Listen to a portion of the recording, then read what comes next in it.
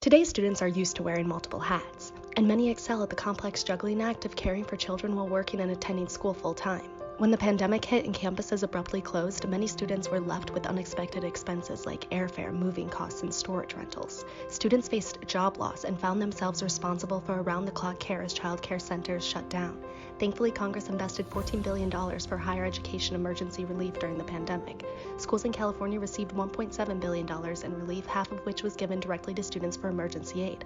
Emergency aid can be used for car repairs, food or housing, job loss, child care, medical bills, institutional fees, and more. And data show the impact receiving emergency aid had on students during the pandemic. 78% of 2-year and 61% of 4-year students said emergency aid helped them stay enrolled in college.